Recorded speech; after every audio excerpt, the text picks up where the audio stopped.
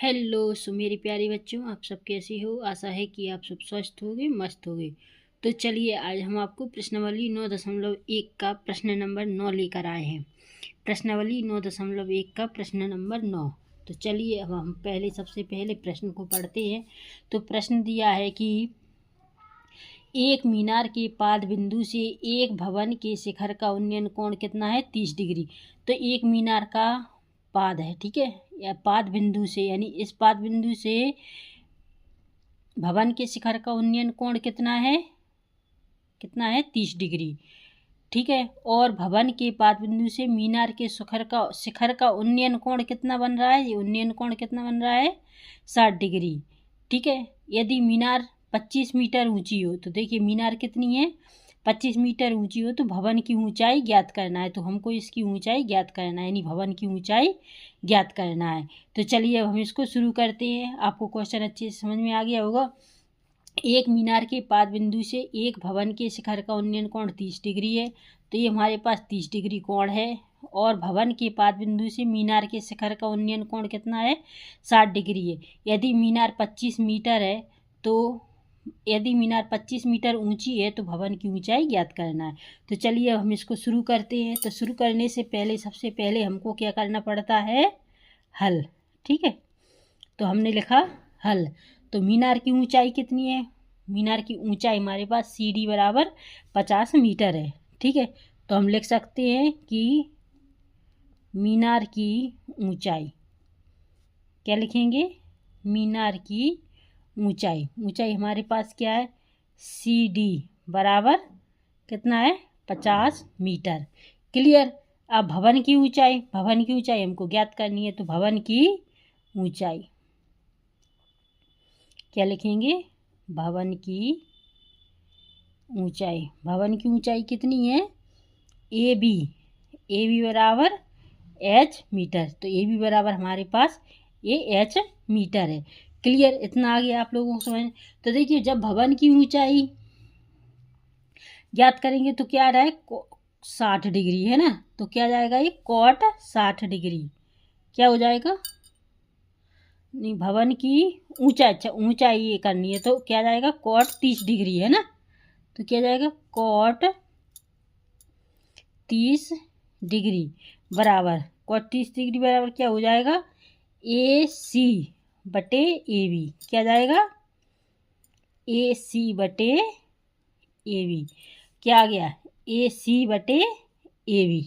Clear. तो अब हमारे पास cot 30 डिग्री का मान क्या होता है? √3। cot 30 डिग्री का मान होता है √3। अगर आपको cot अगर नहीं है तो आपको करने पड़ेंगे, क्योंकि cot जब तक आपको मान याद नहीं होंगे, आपको cot का मान, जैसे cot 30 का मान √3 कैसे है, तो ये आपको पता नहीं होगा। तो अब मान की वीडियो अगर आपने नहीं देखी है तो हमारे चैनल पर जाकर आप देख सकते हैं। हमने इस पर एक वीडियो भी बनाई है, तो इससे आपको अच्छे से लाइन हो जाएंगे। क्लियर।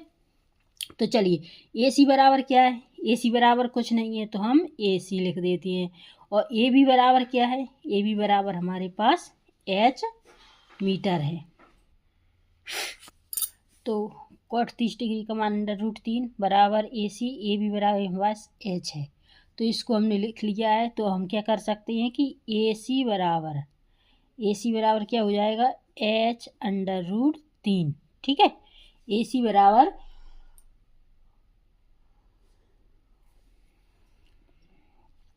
H √3। तो हमारे पास AC बराबर क्या निकल के आ गया? H √3। तो अब हम कर सकते हैं कि समकोण त्रिभुज ABC में, अच्छा इधर भी नहीं किया था हमने, तो इधर क्या कर सकते थे हम? समकोण त्रिभुज ABC में, ठीक है। अब हमारे पास क्या आ जाएगा? समकोण त्रिभुज ACD में। क्या आ जाएगा?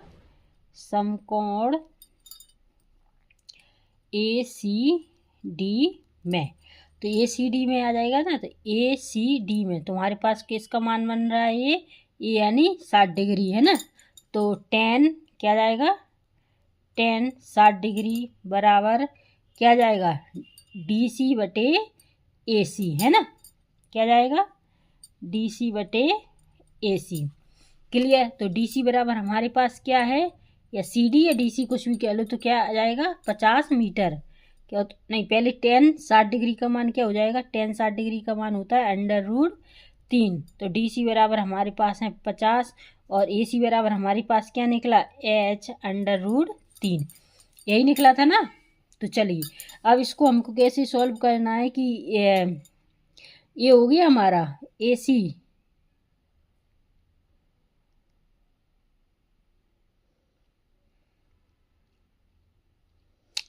तो ये हो गया, ठीक है। अब क्या कर सकते हैं हम कि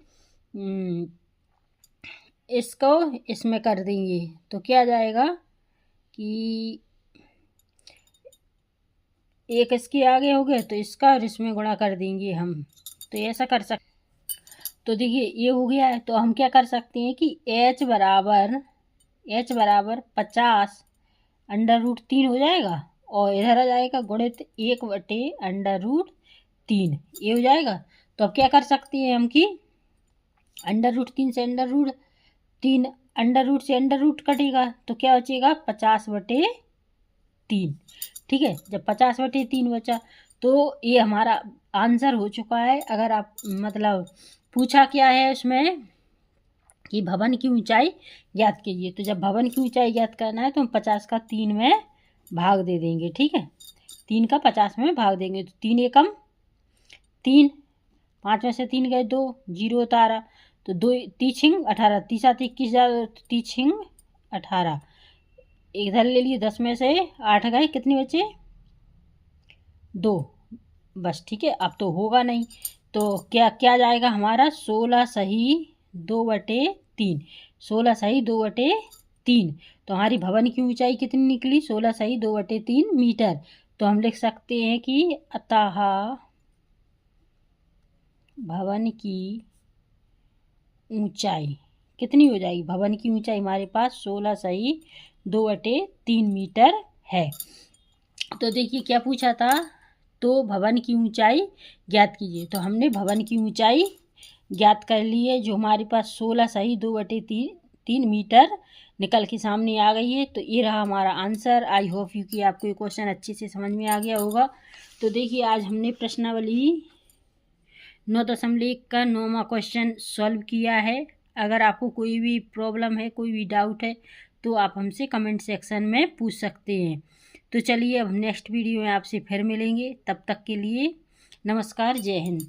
और अगर आपको कोई भी दिक्कत है, कोई भी प्रॉब्लम है तो और डाउट है तो आप हमें कमेंट में बताइएगा, हम इसे बिल्कुल सॉल्व करने की पूरा प्रयास करेंगे। तो चलिए नेक्स्ट वीडियो में हम आपसे फिर मिलेंगे, तब तक के लिए नमस्कार, जय हिंद।